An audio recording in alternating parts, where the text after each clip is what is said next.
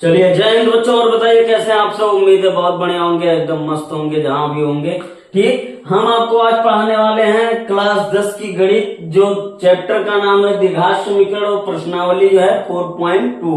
अब बच्चों के मन में आया होगा सर 4.1 को क्यों गायब कर दिए।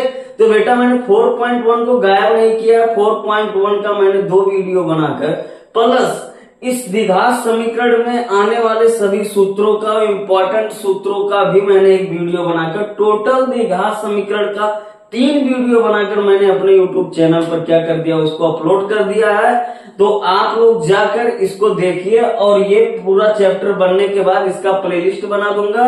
तो आपको एक वीडियो सिलेक्ट करेंगे तो इस चैप्टर के सभी वीडियो आपको अवेलेबल हो जाएंगे, मिल जाएंगे। तो चैनल के अंत तक आप जुड़े रहिएगा, ईमानदारी से वीडियो को भगाइएगा मत, स्किप मत करिएगा। आप आराम से देखिए कि गणेश सर कैसे आपको पढ़ाते हैं, मजाक मजाक में बड़े बड़े सवालों को सिखा देंगे आपको। ठीक, तो उम्मीद रखिए आप एकदम जबरदस्त गणित आप सीख जाओगे। अब कंटिन्यू मैं यूट्यूब चैनल पर आ रहा हूँ गणित पढ़ाने। बच्चों को गणित में बहुत समस्या रहता है, यूपी बोर्ड के बच्चे अब टेंशन फ्री हो जाएं और चैनल को खटखट एकदम लाइक सब्सक्राइब शेयर कमेंट करते चलें और जितना हो सके चैनल का सपोर्ट करते समय यकीन मानिए पढ़कर मुझसे बच्चा मेरे चैनल पर पढ़कर यूपी बोर्ड में अच्छा रिजल्ट लाने वाला है, ये मेरी विश्वास है और मैं पूरा प्रयास करूंगा इसके लिए। तो आपसे भी उम्मीद है कि इस चैनल का ज्यादा से ज्यादा आप लोग सपोर्ट करेंगे। अब सीधे फालतू बात ना करके हम लोग आते हैं अपने सवालों पर। बेटा आप ध्यान से बात को समझिए। इस सवाल नंबर पहला कह रहा है गुणनखंड विधि से निम्न द्विघात समीकरणों के मूल ज्ञात कीजिए। छूट गया था तो मैंने ऊपर लिख दिया है। ठीक, पुश टांग दिया ऐसे और ऊपर लिख दिया। ठीक, आप लोग भी टांग दिया करो, बोर्ड एग्जाम में मत टांगना। तो गुणनखंड विधि से निम्न द्विघात समीकरणों के मूल ज्ञात कीजिए। तो बेटा लोग, बछुआ लोग, आप लोग को हम बताएं कि इस सवाल को लगाने के लिए आप लोग अपने दिमाग को थोड़ा पीछे लेकर जाइए और याद करिए क्लास 9 में, प्राइमरी जूनियर के क्लास में 6, 7, 8 में जब आप पढ़ रहे होंगे तो गुरुजी लोगों ने आपको गुणनखंड सिखाया होगा। तो आज उसी गुणनखंड के तरीके से हम 2 कदम और आगे बढ़कर थोड़ा और कुछ बड़ा करने वाले हैं।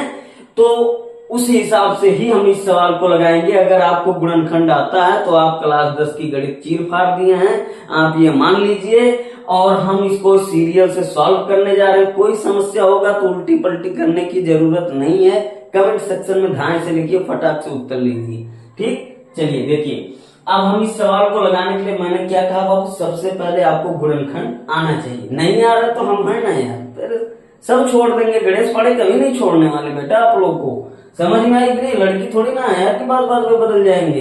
समझ में आई बात? अब देखिए यहाँ ध्यान से बात को समझते हैं हम लोग। तो पहले नंबर सवाल को हम लिख देते हैं यहाँ हल और पहले नंबर सवाल को हम लोग लगाते हैं। और देखिए सवाल नंबर पहला x² - 3x - 10 बराबर 0। तो बच्चों लोग आप लोग ध्यान से इस चीज को समझिए। देखिए इसका गुणनखंड हम कैसे लगाएंगे। तो सबसे पहले हम चर और अचर पद देखते हैं। क्या देखते हैं बेटा? चर और अचर पद देखते हैं। अचर पद जिसका मान ना बदले, यानी जहां तुमने खाली अंक देखा है वो अचर, और जहां अंक के साथ में ABCD भी देखा है तो हो गया आपके चर। वैसे में व्यवहारिकता में तुमको समझा दिया चुकी है, मैं नहीं हूं आप। ठीक है, समझ में आया कि नहीं? आप ध्यान से यहाँ बात को समझिए।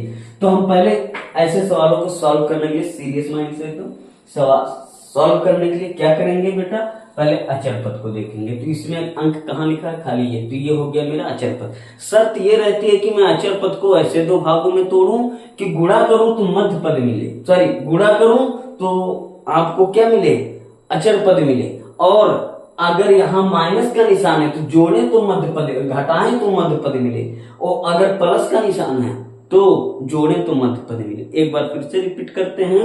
हम गुणनखंड में अचर पद को सिलेक्ट करेंगे, ऐसे 2 भागों में तोड़ेंगे कि गुणा करें तो अचर पद मिले, अगर धन का चिन्ह है तो जोड़े तो मध्य पद मिले, और ऋण का चिन्ह है तो घटाएं तो मध्य पद मिले। समझा लेंगे? कोनो दिक्कत ना? चलिए अब ध्यान से हम लगाते हैं। अब शर्त यह है कि 5 को ऐसे 2 भागों में तोड़िए कि गुणा करो तो क्या मिले? आपका 10 आए, और आप इनको आपस में उन्हीं अंकों को घटा दो तो क्या मिल जाए? 3। तो बुद्धि लगाओ, बुद्धि लगाओ, बुद्धि लगाओ, बुद्धि लगाओ। कहां से लगेगा? गुरु जी बड़ा आसान है। हम 5 गुणे 2 कर दिए तो 5 दूना 10 और 5 में से ससुरा 2 घटा दिए ना तो क्या बच गया 3। लग गया कि नहीं लग गया? समझ में आई कि नहीं आई? आई कि नहीं आई? ऐसे सोचना, अचर पद लेंगे 2 भागों में तोड़ेंगे, अगर तोड़े और शर्त यही है कि गुणा करें तो अचर पद, जोड़ या घटाने के हिसाब से देखेंगे तो बीच वाला पद लाएंगे। अगर ले आए तो समझे सवाल खत्म, लगाने की कोई जरूरत नहीं। धन्यवाद, वीडियो को क्लोज करते हैं। चूंकि आगे है मारेंगे, अभी सही हो जाओगे। समझ में आई कि नहीं? तो आपने इस 10 को कितने भागों में तोड़े हैं बेटा? 2। कौन कौन? 5 और 2, 5 दूना 10, ठीक। और 5 में से 2 गया 3, मेरा सवाल लग गया। अच्छा, यहाँ अगर प्लस का निशान होता तो हम ऐसा कुछ करते कि जोड़ने पर 3 लाए, ऐसा संभव नहीं था। हम लगाते हैं, इसको ऐसे उतारेंगे। अब हल करेंगे, ध्यान से सुनिए। और क्या करेंगे, क्या करेंगे हम?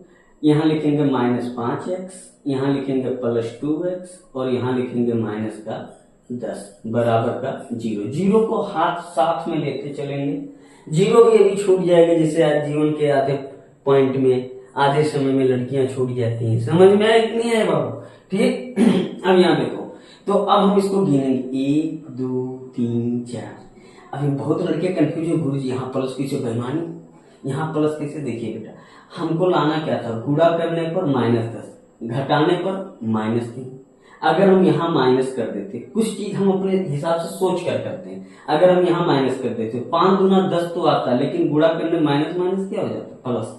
उसके बाद हम घटा कर क्या लाते? 3 कभी आता नहीं, माइनस और माइनस प्लस होता तो 5 2 7x आते।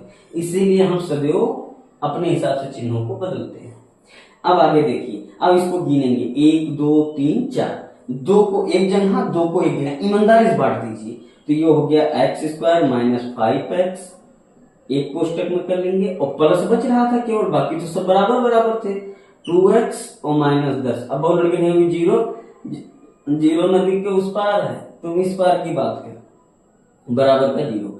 अब हम तीसरे पॉइंट में क्या लेंगे? इसको कॉमन लेंगे। इसमें कॉमन क्या बेटा? कॉमन का मतलब क्या होता है? उभयनिष्ठ, यानी जो दोनों में मौजूद हो। अब इसमें तलाशेंगे ऐसा क्या है जो दोनों में मौजूद है, बस उसी को बाहर कर लेंगे, याद रखिए हमेशा। तो यहाँ देखिए भैया, देखेंगे तो यहाँ 5 है, लेकिन यहाँ 5 नहीं है, इसके मतलब 5 कॉमन नहीं है। लेकिन यहाँ x है, यहाँ x है, तो हम x को क्या लिख सकते हैं? बाहर। अब इसमें देखेंगे कम वाला x कहाँ लिखा है? यहाँ ये 2 है और यहाँ 1 हुए, तो इस एक x को हम क्या करेंगे? बाहर। तो इसके पास 2 था तो कितना बचा? 1, और यहाँ से x निकल गया, क्या बचा? केवल 5। यहाँ आते हैं, प्लस का है, प्लस लेते चलेंगे 2x। अब यहाँ देखेंगे कॉमन। अब आप बताओ कॉमन में क्या? खट से दिमाग में सोच लो, सोच लो, सोच लो, सोच लो। कैसे गुरुजी? इसमें यही देखेंगे कि जो दोनों में मौजूद हो उसी को कॉमन लेंगे। कैसे गुरुजी? तो देखिए, हम यहाँ क्या करेंगे कि x यहाँ है, x यहाँ नहीं है, तो हम क्या करेंगे कि यहाँ देखेंगे क्या 10 में 2 है, यहाँ 2 है, क्या यहाँ 2 है? जी है। हम 10 को कितने भागों में तोड़े थे? 2।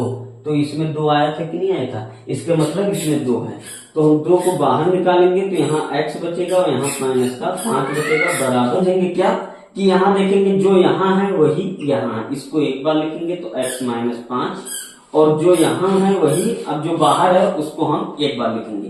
क्या क्या बाहर है? x और उसके बाद +2, बराबर में 0 लेते चलेंगे। अब हमसे क्या कहा है? मूल ज्ञात करने के लिए। मूल कैसे ज्ञात करते हैं बेटा? यहां तक तो आप वर्णखंड पहले जानते थे, इसके आगे देखो। अब हम एक बार इसकी तुलना 0 से करेंगे और एक बार इसकी तुलना 0 से करेंगे तो हमको मूल मिल जाएंगे। यही केवल बड़ी बात थी और कुछ था नहीं। तो हम एक बार x - 5 बराबर लिखेंगे 0 तुलना करने का, और एक बार यहां लिखेंगे x + 2 बराबर 0। तो जब x - 5 बराबर 0 तो 5 को उस तरफ भेजेंगे तो हो जाएगा x बराबर 5, ये हो गया एक मूल, और इसको उधर भेजेंगे तो हो जाएगा x बराबर -2, ये हो गया एक मूल। तो टोटल इसके x के कितने मूल आए? 2, 5 और 2 मूल है इसके। ठीक, अब बात को समझो, हम कैसे बताएंगे इसके कितने मूल होंगे? x के ऊपर घात कितने थे? 2, तो मूल भी कितने होंगे? 2। और चैप्टर भी कैसा है? द्विघात समीकरण। समझ में आई? समझा लेंगे एक सवाल इसी प्रकार पूरा है। कैसा लग रहा है सवाल समझाया हूं ताकि आप इसको समझ जाइए। अब मैं आपको सवाल थोड़ा स्पीड में पढ़ाने वाला हूं, तो आप धैर्य रखिए, इस चैनल पर बड़ा मजा आने वाला है आपको। ठीक, अब देखिए यहाँ ध्यान से बात को समझिए। अब हम दूसरे नंबर सवाल पर आ रहे हैं। दूसरा नंबर सवाल है 2x² प्लस x माइनस 6 बराबर 0। खट से दिमाग में आप यहाँ देखिए, इस सवाल की खासियत ये थी कि यहाँ स्क्वायर वाले पद के साथ में कुछ नहीं था, लेकिन यहाँ 2 है। तो पहले हम इस 6 की गुणा किससे करेंगे? 2 से। तो 6 दूना 12। अब सारा वही पैटर्न है जैसे इसको लगा। यहाँ हम 6 नहीं मानेंगे, अब हम यहाँ क्या मानेंगे? 12, लेकिन लिखेंगे 12 को नहीं। अब हम यही गुणा कर सोचेंगे, जैसे 6 होता तो 2 भागों में तोड़ते, ऐसे हम 12 को तोड़ेंगे, ऐसे हम 12 को तोड़ेंगे। तो 12 को कैसे तोड़ेंगे गुरुजी? 12 को ऐसे 2 भागों में तोड़ेंगे, गुणा करें तो 12 आए और घटा दे तो 1 आए। तो अब यही 12 को 2 भागों में तोड़ो। क्या कैसे तोड़ोगे बाबू? तोड़ोगे आप 4 गुणे 3, 4 तिया 12, और फिर आप 4 में से 3 को घटाओगे तो क्या मिलेगा आपको? 1। बस यही सवाल ऐसे लगेगा। अब हम इसको ऐसे उतारेंगे और उसके बाद लिखेंगे, क्या लिखेंगे? प्लस 4x माइनस 3x और बराबर 0, सॉरी प्लस माइनस 6 बराबर 0। ठीक है बेटा, टर्म गिनेंगे 1 2 3 4, 4 है तो 2 को एक जगह कर लो, आपको सिखाने के लिए बता रहा हूं, और 2 को एक जगह, जो ईमानदारी से बच रहा है उसको बाहर लिख लो। ठीक, अब क्या करेंगे सर? कॉमन लेंगे। कॉमन किसको लेते हैं बेटा? जो दोनों में मौजूद है। ऐसा क्या है जो दोनों में मौजूद है? यहाँ 4x है, यहाँ भी x है, यहाँ 2 है, तो क्या यहाँ 2 है? जी बिल्कुल, 4 में 2 होता है कि नहीं? 2 दूना 4। तो हम 2x को कॉमन ले सकते हैं, तो यहाँ केवल x बचेगा और यहाँ आपका केवल क्या बचेगा? 2। यहाँ कॉमन लेते हैं, सर यहाँ x है, यहाँ x नहीं है, तो x को नहीं लेंगे सर। ठीक, यहाँ 3 है और यहाँ 6 है, तो क्या 6 में 3 है? जी बिल्कुल है, 3 दूना 6। लगाते हैं, कुछ करना नहीं है इसमें। 2x² plus 2x plus 5x plus 5 under root 2 बराबर का 0। कुछ करना नहीं है, जैसे और सवालों को लगाया वैसे ही लगाएंगे हम लोग।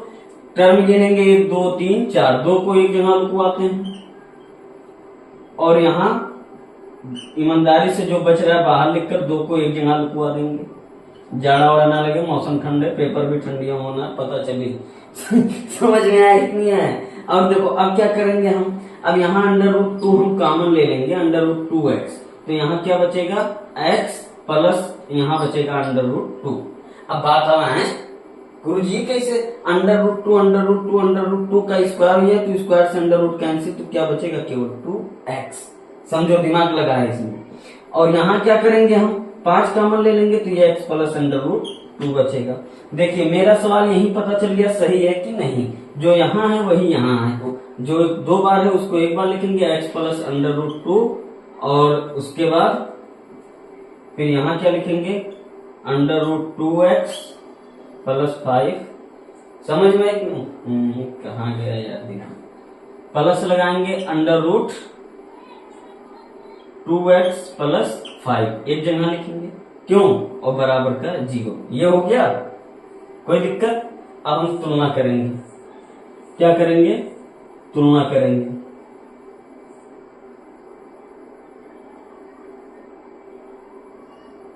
क्या करेंगे? अब तुलना करेंगे। एक बार x प्लस अंडर रूट 2 का हम क्या कर देंगे?